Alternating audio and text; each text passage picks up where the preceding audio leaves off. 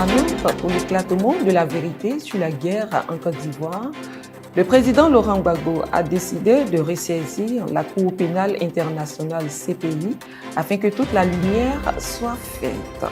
Il a révélé l'information dans un courrier adressé aux Ivoiriens dont voici le contenu.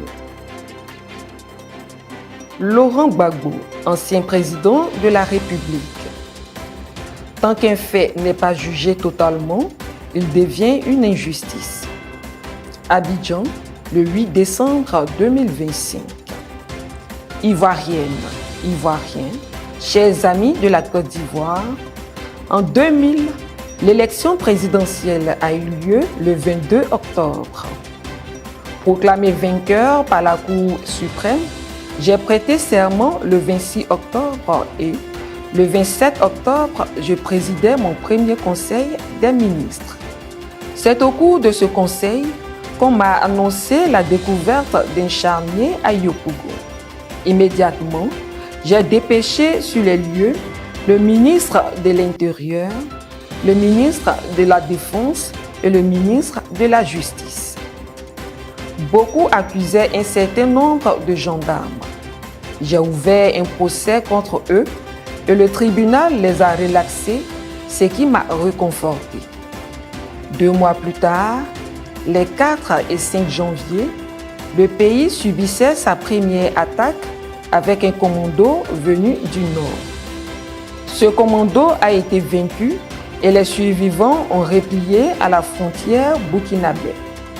2 années plus tard, dans la nuit du 18 au 19 septembre 2002, un commando d'une plus grande envergure franchissait les frontières du Burkina Faso, pénétrait en Côte d'Ivoire et sémait le deuil et désolation sur son passage. Là encore, nos militaires, nos gendarmes et nos policiers se sont mobilisés et ont fait échec à la descente de ce commando. Mais nous avons observé que certains d'entre eux étaient déjà à Abidjan. Des batailles de rue ont eu lieu et nous avons pu les repousser. J'étais en visite officielle en Italie.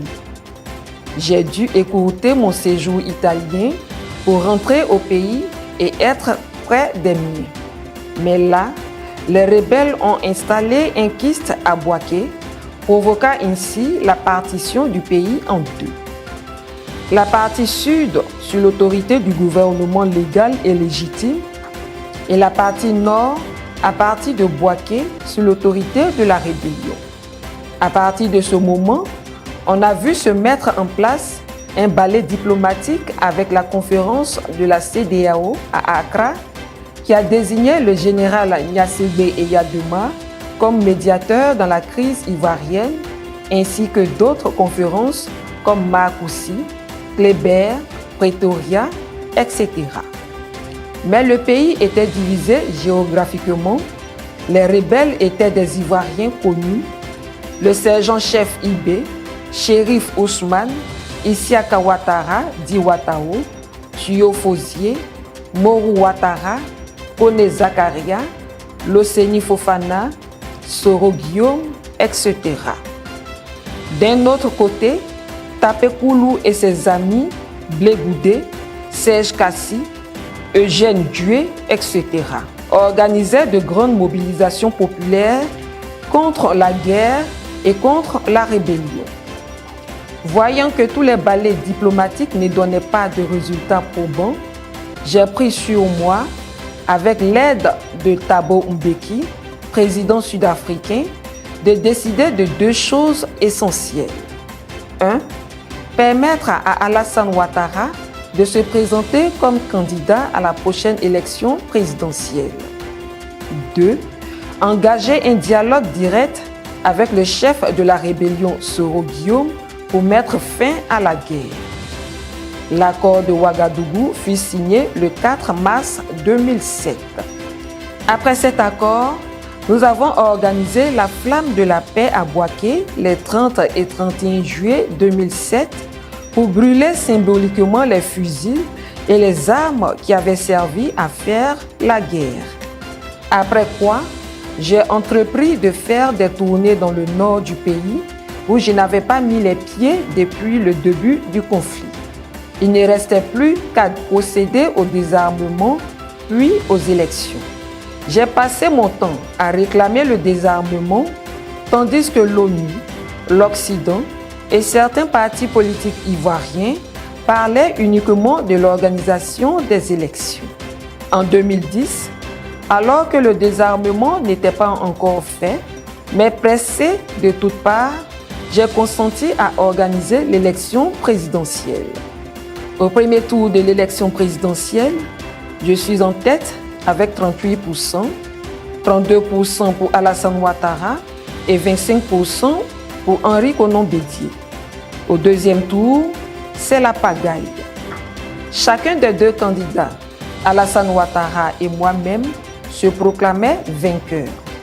Mais moi, je suis proclamé vainqueur par le Conseil constitutionnel.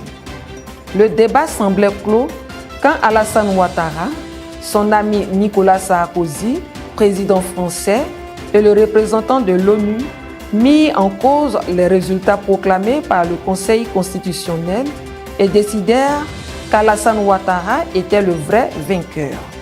De là, partit une polémique vive qui se transforma en rixe puis en combat. C'est au cours de ces combats que la résidence présidentielle que j'occupais fut bombardée par l'armée française et les troupes de l'ONU. Le 11 avril 2011, je fus arrêté, conduit d'abord au Golf Hotel pour 2 jours, puis à Korogo pour 7 mois et enfin à la CPI en Hollande. Le reste est connu. Quelques années plus tard, exactement le 23 mars 2014, Charles Blé Goudé est emmené en prison et la CPI joint les 2 dossiers. Le 15 janvier 2019, Charles Blé Goudé et moi sommes acquittés. Le 5 février 2019, je suis conduit à Bruxelles chez mon épouse Nadie. À Bruxelles, j'étais à la maison certes, mais il m'était interdit de sortir de la commune de Bruxelles. Et tous les jeudis matins, des policiers venaient vérifier si j'étais là. Et tous les jeudis aussi, la CPI m'appelait pour vérifier ma présence. Ce petit jeu dura jusqu'au 31 mars 2021, date à laquelle je fus définitivement acquitté. Ivoirienne, Ivoirien, chers amis de la Côte d'Ivoire, j'ai rappelé tous ces faits pour dire que tant qu'un fait n'est pas jugé totalement, il devient une injustice. Un conflit a éclaté en Côte d'Ivoire à cause d'une rébellion qui a occupé le pays et rendu la tenue de l'élection présidentielle compliquée. Il s'en est suivi une dispute sur les résultats de cette élection-là. J'ai été arrêté alors que je ne suis pas le mentor de la rébellion. J'étais le président légal et légitime, mais c'est moi qui ai été arrêté. Mais qu'id de tous les autres acteurs de la crise? Des questions restent en suspens. Pourquoi aucun des autres acteurs n'a-t-il été arrêté ni jugé par la CPI? Dès l'instant où j'ai été acquitté, il fallait immédiatement se mettre à rechercher les vrais coupables. Qui a conçu et financé la rébellion? Qui a organisé le génocide Oué? Pourquoi l'ONU et l'Occident ont-ils poussé à aller à l'élection alors que le désarmement n'était pas fait? Pour toutes ces questions, j'ai demandé à mon avocat, Maître Emmanuel Altit, de ressaisir la CPI et de remettre sur la table le problème de la guerre en Côte d'Ivoire. Il faut que la vérité éclate. Il faut rendre justice aux victimes et aux survivants qui attendent depuis des années que la vérité soit établie. J'ai fait ma part, j'espère que tous les autres feront leur part. La vérité est une condition de la paix. Laurent Gbagbo, ancien président de la République de Côte d'Ivoire, ancien prisonnier de la CPI.